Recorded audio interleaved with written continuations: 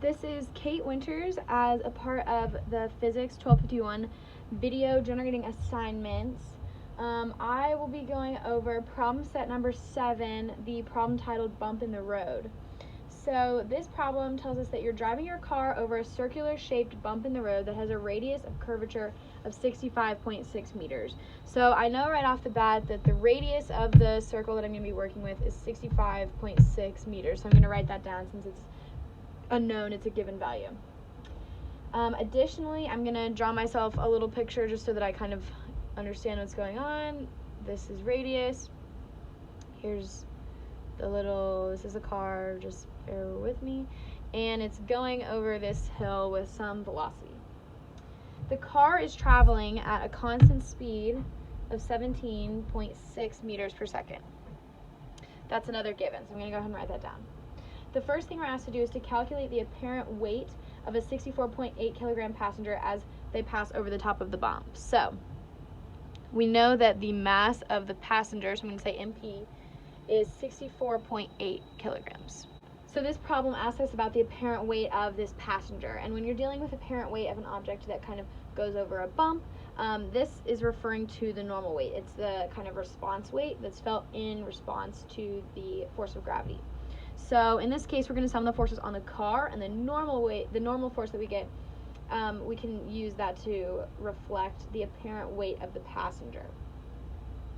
So we're going to say the sum of the forces equals the force of gravity minus the normal force. In this case, I'm going to set my positive axis to be, radially inwards at all times. So that way, because when I do problems, I set the direction of acceleration as the positive axis.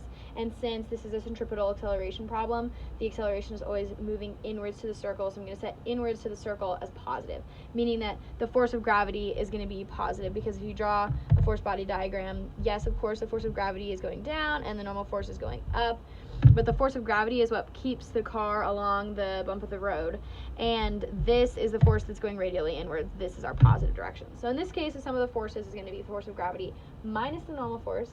And we know from Newton's second law that this is equal to the mass times the centripetal acceleration. So at this point, I'm going to go ahead and plug in some values that I already know, and I'm going to kind of rewrite other things so that they're in a more familiar format. For example, in the case of Fg, I'm going to go ahead and rewrite that as mg, mass times acceleration due to gravity. In this case, it's referring to the mass of the person. So like all of these are on the person. So mass of the person times gravity. Minus the normal force. We don't know that yet. That's what we're solving for. And that equals the mass of the person. And we know that centripetal acceleration, we can go ahead and set that equal to velocity squared over radius. So at this point, I'm going to go ahead and solve for the normal force. So mass of the passenger times gravity minus the mass of the passenger times velocity squared over radius equals normal force.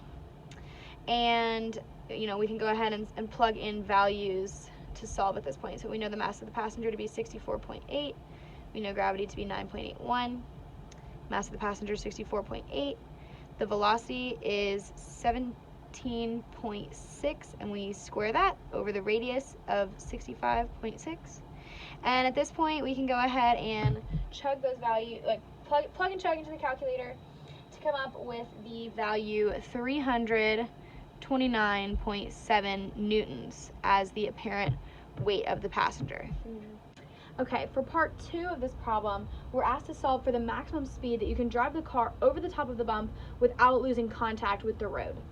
This is a special case of centripetal motion that refers to the car essentially having no normal force. So like if the car is going over the bump and it is just barely staying in contact with the road, that exact that speed that gives us that exact moment means that in this case the new free body diagram will be, of course, the car is being acted on by the force of gravity, but it's almost as though it's like right on the precipice of free fall. It's right before the car would take off from contact with the road. Because it's right about to take off from contact with the road, there's no normal force, because in order to have a normal force you have to have contact. So in this case, this is our free body diagram. We're going to keep this direction as the positive direction since this is radially inwards. And then we just do the same kind of process. So the sum of the forces equals the force of gravity, which is equal to the mass of the car times centripetal acceleration. I know they both have subscript C's, but when I use acceleration with a subscript C, it always refers to centripetal acceleration, and in this case, this is the mass of the car. So what we can go ahead and do is do the same thing that we did in this. We're going to plug in some things that we know. So Fg is mass of the car times acceleration due to gravity. This is mass of the car times velocity squared over r. In this case, these two variables cancel out, so we don't even need to know the mass of the car in order to solve this problem. And from here, we're going to go ahead and solve for velocity. Velocity equals g times r, the square root of that. So velocity is the square root of g times r. From here, we can go ahead and plug in the numbers that we know. So the square root of 9.81 times the radius of 65.6.